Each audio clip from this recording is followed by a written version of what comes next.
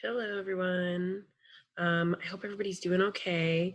Sorry, as I just figure out how to start this recording here. Okay, perfect. This is Emily Pinckney with the environmental justice class. I miss you all so much. I hope everybody's doing okay. So today you can kind of see what we're talking about. We're talking about environmental justice and COVID-19. It's clearly something that's very present in our lives right now. Also, apologies in advance. I live on the hilltop and they're doing a lot of construction with the link. And also I do have a puppy, so she might start making noises. So just to let you all know. But yeah, like I said, COVID-19, it's very present. Coronavirus is very present in our lives right now. One thing that I want to do is talk about it as a case study, but also just check in with everyone and make sure everybody's doing okay. First, if anybody needs any resources or has any questions at all, remember this is my number, 253-203-4991. You can text or call me at any time. It's no big deal. And then here's my email, epp5@humboldt.edu. And make sure you use a non-school email account for that. I know that's really difficult because you guys are all very used to using that. But unfortunately, because the nature of my email, I have a Gmail Suite account, but it's with a different institution. So sometimes it's hard to send things to me. And then remember, everything that we're learning and we're doing is supplemental. So this work isn't meant to be turned in. There is an assignment I will be discussing today that was assigned before school was out. So that is expected to be turned in. I have given an extension on that. And like I said, I will get to that in a minute. But otherwise, everything that we're doing here is just supplemental education so that you have something to do while you're here at home. And I know if I was in high school, I'd be like, woo, okay, vacation. I don't got to do all this work. Trust me when I say you will be thanking yourself, whether it's 5 years down the road, 10 years down the road, or when you're 70 and your cognitive abilities are super sharp. So this will be a really interesting conversation. I recently had my environmental justice task force meeting with Department of Health, and we had a very rich discussion on COVID-19 and how that impacts the environment. At the end of this lesson today, I will throw it out there for folks and invite you all to possibly have a roundtable discussion on Zoom about COVID-19 and environmental justice. Also, one more opportunity to plug. On Earth Day, there will be a virtual Earth Day celebration. There will also be an opportunity to folks to provide stories. If that sounds interesting to any of you all, please let me know. It's with Story Collider, 500 Women Scientists, and Front and Centered, which are 3 really cool, very awesome, big environmental justice advocacy groups, and they're looking for youth. They'd love for you to be a part of that, whether that's in the roundtable or just participating in the conversation. Anyways, how are you? I know that seems like a silly question, but how are you doing? And you may not be able to answer me right now, but I just want you to reflect on that and then provide me with the answer if you feel comfortable.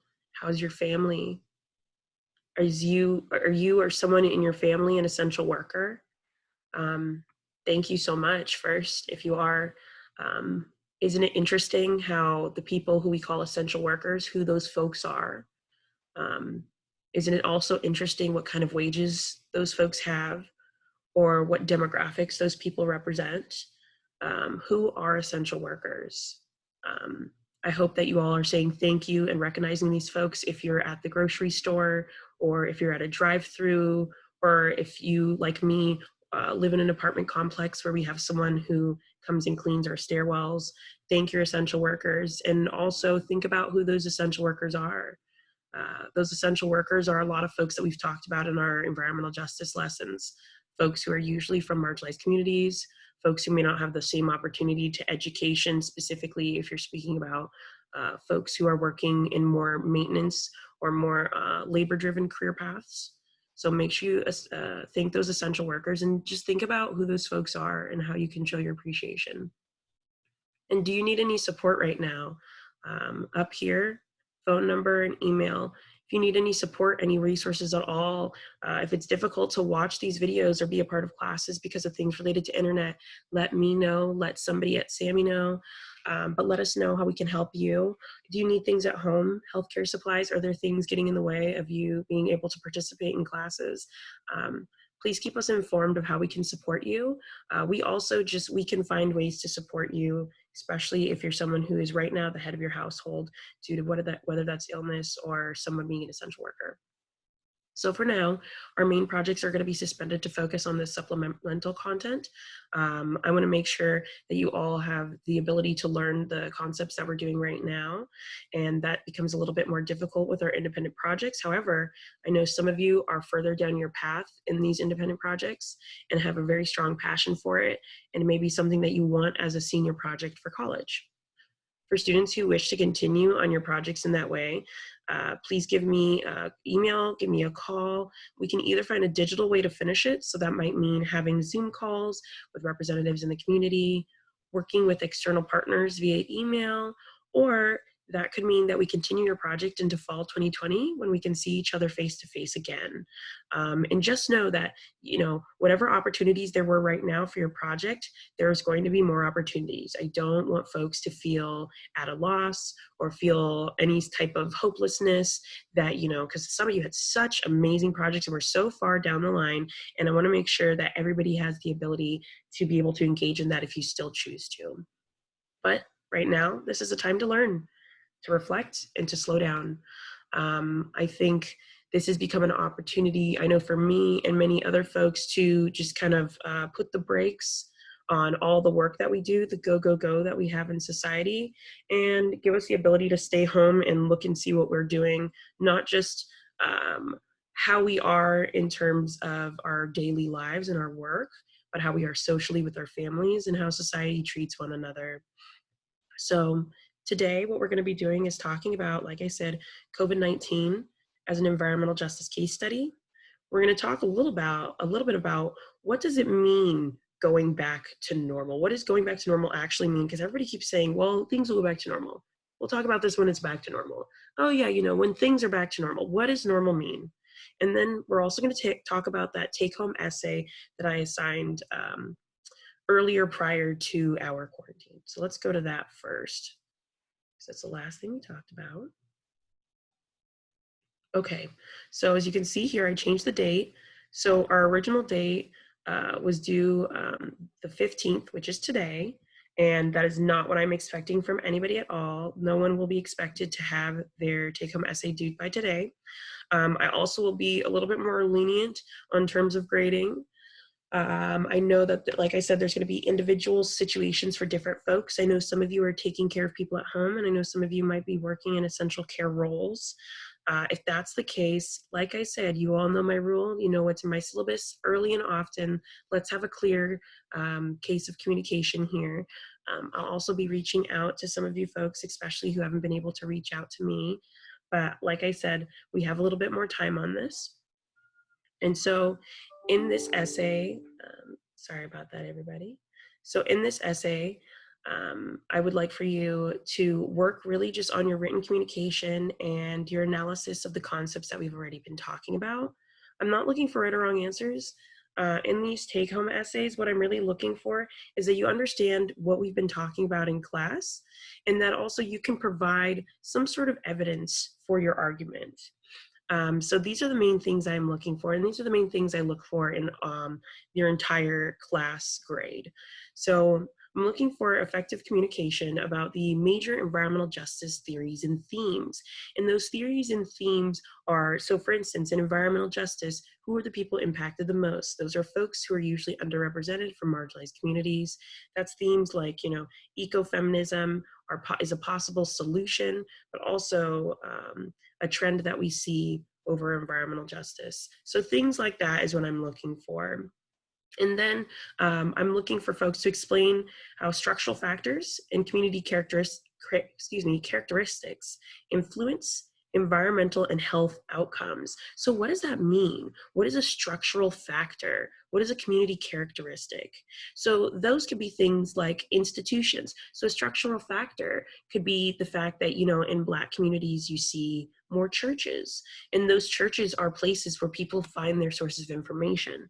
So if churches are talking about environmental justice, people in that community have more knowledge of environmental justice because that is a hub of community.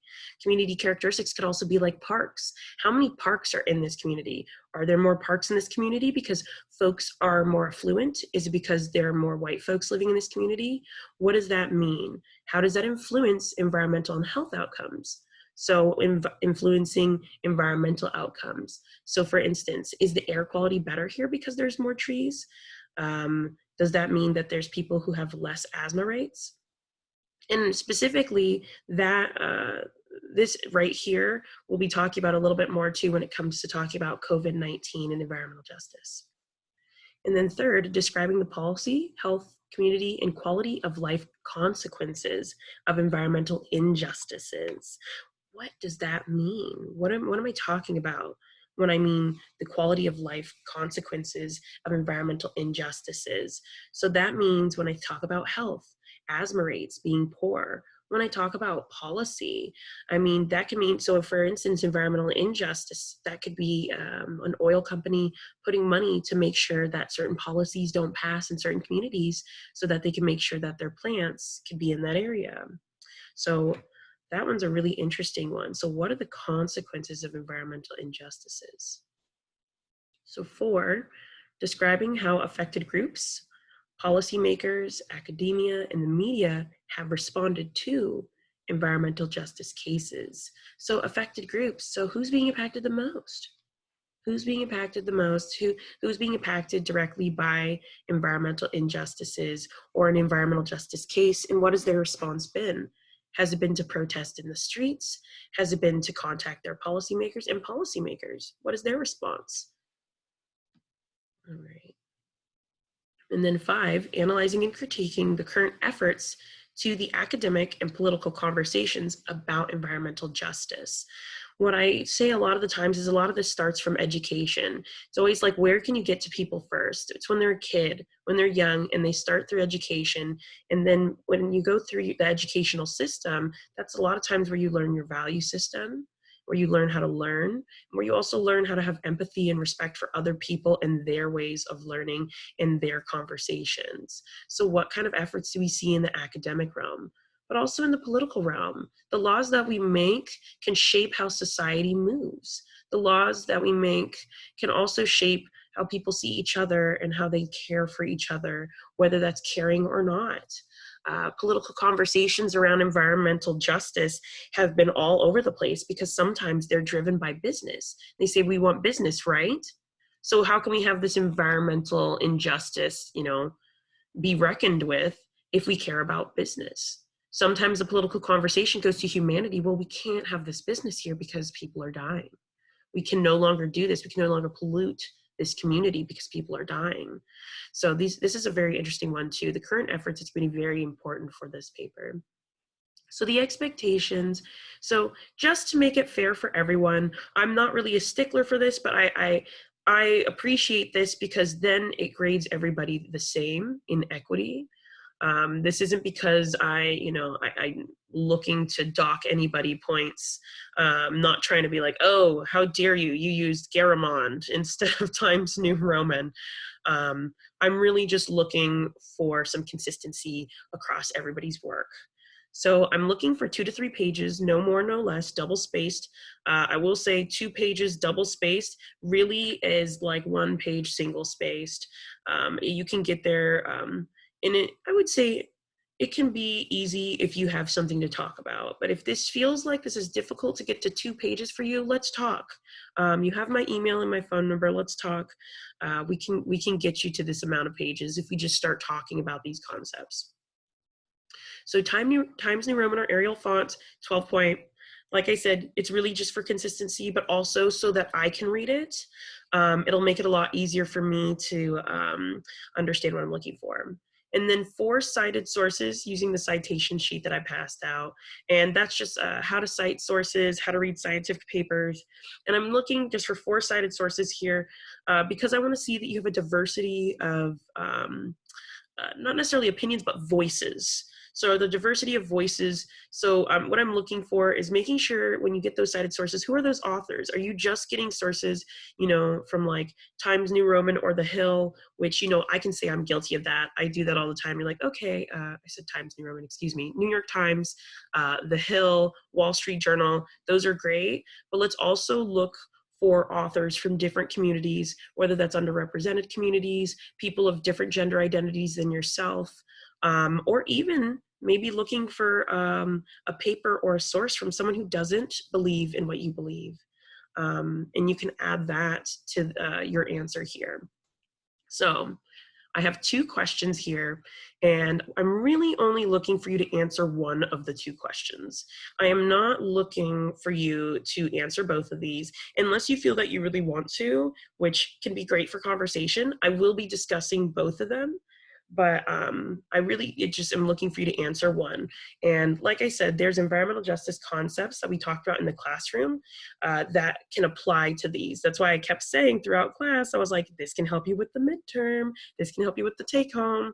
This is where we're at now, and this will help you. All those notes that you took, all the conversations we have, this will all help you with these. So the first one, you're a professor who has been teaching environmental science for decades. However, you've not discussed environmental justice or really any form of social justice in your course. It's 2019, and many of your students of color have requested conversations around environmental justice. So here's the questions I'm looking for you to answer. What does environmental justice mean to you? So we've talked about a couple of different definitions in class, and what I'm really looking for is your own authentic definition. And that can use themes from things that we've already talked about and learned. For environmental scientists, is environmental justice even relevant? Do you think that environmental justice is relevant to environmental scientists? Why or why not? Do you feel that scientists have a responsibility to respond to environmental injustices? Do you feel scientists have a responsibility to solve issues facing marginalized and underrepresented communities? That's a big question. What do you guys think? I mean, do you think that scientists have a responsibility if it's not impacting them? Do you think that it impacts their science? Do you think that scientists have their science impacted by who is in the laboratory, who is doing the science? Just something to think about. And then what are some strategies that science has used to answer these issues in the past? So that's the first question. And like I said, 2 to 3 pages. Now 2, you are a policymaker for a Tacoma-sized city, but located in Midwest America. Your constituents, by the way, constituents just means the people who you govern over. So the constituents are the people who vote for you. Those are the stakeholders. So the people who are impacted by the laws that you create and are impacted by the policy that you work on. Anyways, your constituents consist of indigenous tribes that have lived on the land since before invaders settled, multi-generational farm families of European immigrant descent, and migrant farming families, primarily of Latinx descent. The European demographic lives on the land that once belonged to the tribe and has the intention of transforming the land despite the tribe's protest. The transformation of the land would involve the use of chemical introduction to crops that may damage the land. The Latinx farmers work on this land and do not have much economic say on what the current landowner may decide. Is this an environmental injustice? Why or why not? Who is impacted and how are they impacted? So when I say who is impacted, I mean really who is impacted. Who are the people that are involved and how are they being impacted? How is it impacting them? And let's go back up to here.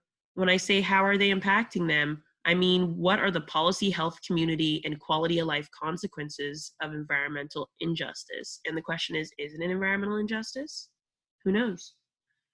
What are strategies that policymakers have tried in the past to solve these types of community disputes? Because sometimes when you have disputes like this, you can see, and I say from all sides, because it's not always 2 sides. Sometimes there's 4 different opinions in the room, and they're not necessarily all wrong. And a lot of times what happens in community disputes is that for the most part, the people who are from the community really do truly care about the community, whether that's from an economic standpoint, an environmental standpoint, or a humanity standpoint. And what solutions would you try to solve this problem? Some big questions here. Like I said, so this, I expect it by next Wednesday. This is something that was assigned prior to the quarantine. So this is something that does have to be turned in, but I did give this extension. And like I said, I expect folks to reach out to me if you have any questions. I will also be reaching out to people though, especially those I haven't heard from, because I just want to make sure you're all right. So let's go back to what we were talking about earlier with COVID-19 and environmental justice. All right. So I want you to reflect on some of these questions as we go along. So kind of like we were talking about, so I'm really happy that we went through the take-home essay first. It kind of helped us refresh our memory on some of these environmental justice issues. So what I really want to talk to you about today is how people are concerned about the link between coronavirus and pollution. So right now, the question is, who is being impacted the most by COVID-19? Now, when COVID-19 started, specifically in like the Seattle area, Washington State, we saw a lot of the cases start in these old folks' homes, and specifically in areas where folks were a little bit more affluent and they were predominantly white. And so in these areas, we said, okay, well, this is a disease that's impacting older white folks. And for some people, that's part of the reason why they jumped on it so fast is, our elderly, people who also had money, were being impacted. There are people who have been impacted by issues before COVID-19, issues related to respiratory illness, issues related to heart disease, that have needed help for a very long time. And so when I ask the question, who's being impacted most by COVID-19, we know the vulnerable populations in terms of health outcomes and in terms of age, but what about demographic? Right now, what's happening is that there's issues being raised that the environmental conditions that we have are exacerbating the effects of coronavirus on low income and minority communities the most. We already knew that in minority communities, specifically in this class, we've talked about the fact that minority communities and communities that are low income have worse air pollution outcomes. They're doing a lot worse with air pollution. Recently in a Harvard study, people living in areas with more air pollution were more likely to die from the pandemic. And the research shows that those communities are Black and Latino. They're being more impacted by the disease. Remember when we had that conversation about zip code versus genetic code? This isn't because people of color have anything different with them genetically. That's not why they're getting more cases, and that's not why they're dying more. It's unfortunately because of where they live. How has COVID-19 impacted the environment? So COVID-19, it's been interesting. So some of you may have seen that the social distancing has led to some pretty funny animal interactions. If you look in Thailand, there's monkeys running through the street because there's no tourists feeding them. So they're fighting each other over every little piece of scrap they can find. If you look at the subways of Japan, there's Sika deer running around. Sika deer are very beautiful. They look a lot kind of like, they're like little Bambi deer running throughout the Japanese subway system. And then there's wild boar running rampant all throughout Canada, throughout Barcelona, and wild turkeys in elementary schools in the city of Oakland. There's a lot of funny animal things happening. And we've also seen that some production has stopped to the point where the effects of climate change have lessened and that our carbon footprint has shrunk a little bit. However, how has that impacted the environment in terms of humans and human activity? Now, you would think, well, we're not supposed to be doing anything and we're not doing anything, so we're fine, right? Well, unfortunately, while people were concerned about COVID-19, which is a world crisis, how can we not? It's on the front of our minds and it's impacting everything from our health, our education, our employment, everything. But while we were concerned with COVID-19, unfortunately, Congress has been passing these stimulus packages, these packages to give money back to businesses. The first people they gave money to has been airlines, and then they gave money to oil companies through a loophole in that airline stimulus package. Unfortunately, in the CARES Act, the majority of money first went to big businesses, not the smaller businesses. And while this is all happening, you have Democrats talking about New Green Deal. When they were talking about the New Green Deal and what we should do and the things, the opportunities that we now have to help our environment, those are being overlooked. And folks were saying, well, we're so caught up with New Green Deal that we're being stopped from giving money to people in the community. When in reality, there was nothing actually in that deal that was stopping Congress from saying we can give money in a more sustainable way and give it to folks who need it the most. Now, we'll come back to that. So what has this health crisis told us about our social systems? So this is an interesting one. Like I said, back to this question, who's being impacted the most by COVID-19? What has this health crisis told us about our social systems? So we've already talked about this in classes. We have some pretty oppressive social systems, whether that's in education, whether that's in policy, especially environmental policy, or whether that's in the healthcare system. But our social systems, we already know that our healthcare system is being impacted in a very huge way. Essential care workers are working around the clock, and not just medical professionals, but people providing food and people who, like I said, people who are working as cleaners, people who are working as janitorial staff, maintenance staff. But our social systems are highly impacted. And we're realizing that, wait, our social systems cannot serve people right now. So currently our system, the one that we're living within, is an oppressive capitalistic system. Not saying that there's anything wrong with the idea of capitalism, but the first form of capitalism, as we talked about in the past, was slavery. That was the first form of capitalism in the America that we know today. And so the fact that it started out as a massive part of the population who were the slaves, not benefiting from the actual economic benefits, so not making any money, but being the source of labor, we have always made money off of the labor of people without paying them, which is why you get people who are paid at such low wages, but it's also why our economy is crashing. What's happening right now is in the next month or so, we'll see it a little bit harder, but we are leading into an economic depression. Now, this raises the question for a lot of folks. Should we look at more social systems? Should we? We've talked about this a lot in class. People are very scared of the word socialism, but we talk about it a couple of times and what that looks like. And if there's a way we can have a social democratic capitalist system, does it exist? Is that something that we can do? And so I raised that question for you all to think about that. Okay, give me a moment.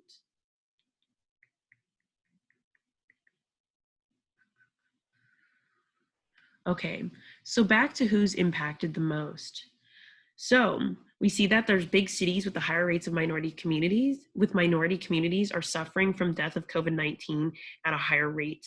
And it's because the residents of these communities already have adverse health conditions because of the pollution that they're exposed to, which Obama called back in 2014 the recipe for disaster. He talked about environmental justice and health outcomes long before this happened. We already knew that this was coming. We already know that there's issues. So for instance, issues that we already have, because it's not just pollution that's an environmental justice issue. We have the lack of the access to water that threatens to worsen the health condition of people in low-income areas that are hit by coronavirus. For instance, many people in like the Detroit area, they still don't have water. And that's like the first line of defense for the virus is washing your hands. Washing your hands is pretty difficult without water, right?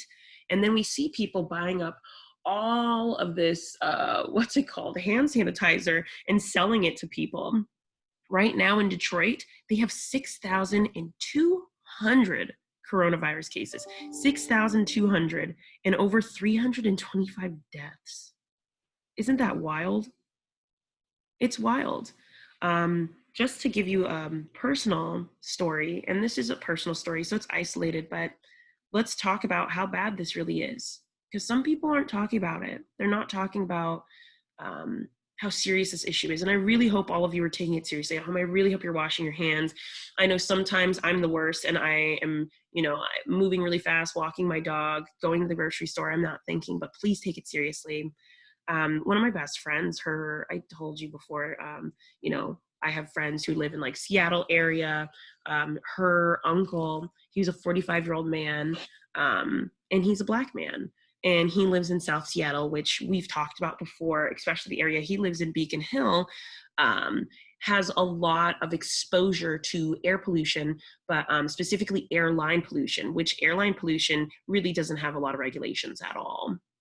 So what ended up happening was he got really sick, and he's had just lung issues for a while, but most of his family still lives in New York. So he moved back to New York at the beginning of February when all this coronavirus just chaos started, and then he came down with COVID-19. Unfortunately, last week he died. And what happened when he died was they put him in this white body bag, and they filmed a funeral through Facebook Live. His family couldn't even be there, and they couldn't even see his face. It was an open casket, but it was in a bag. And yesterday, they put him, along with the other folks who died in New York, into a mass grave. They put him and the other folks into a mass grave in New York City because there are so many people who are sick with this disease. And this man, even though he had some asthma issues, he was fairly healthy. But I just want all of you to understand the gravity of the issues our society was already facing, and how COVID-19 is the straw that broke the camel's back. Right now in Louisiana, 70% of those who have died were Black, but the African American community in the state is 32%, but 70% of Black folks have died. The virus has been twice as deadly for Blacks and Latino folks than for white folks. It's really important that we address the issues that we were dealing with, that vulnerable communities were dealing with prior to COVID-19. So that's why it's really important for us to ask, what does going back to normal look like? Do we even like normal? And was normal life an inclusive place for all? There's an article that I want to pass around to all of you. I'll pass around after this. I haven't added it to this lesson, but I'm thinking about it now. And it's actually kind of funny. It was on Medium, and it was a blog post from someone from LA saying, get ready for the ultimate gaslighting. And it talks about how the media, especially the more corporate side of our media that we have, and we all know it's one of those things where people for a long time were calling it a conspiracy and gaslighting folks into saying, you're crazy for believing that. But we are smarter now as a society, and we know that there is media that can be bought. The corporate media is going to make a push for us to spend more money as much as possible so we can get back to normal, whatever normal is. But doesn't it kind of sound like, there was a quote, 2016, a man ran for president, and he said, let's make America great again. And everybody said, great for who? Who was America great for? And that's when I asked today, what does going back to normal look like? We really need to be mindful and conscious of what we mean when we say, let's go back to normal. Who do we want to go back to normal for? Is that going to be beneficial to us? Because it definitely wasn't beneficial to Mother Nature. It really wasn't beneficial from people who are, in communities that identify with having disabilities, people who maybe have mental health crises, people with health issues, people who have pre-existing conditions. Communities of color, normal isn't good for them. It wasn't. Folks are incarcerated at insane rates. It wasn't great for folks who are low income. The housing crisis is out of control. I mean, before COVID-19, before we put a freeze on rent, before, they said landlords can't evict people, people were in the streets. People were already homeless. So do we want to go back to normal? I just posed that question for all of you. And also, what does normal look like for the planet? What's going to happen? Because people want to pump out products and goods to get them back on the shelves. And they say it's to boost the economy, but at what expense? And then what is happening to our economy right now?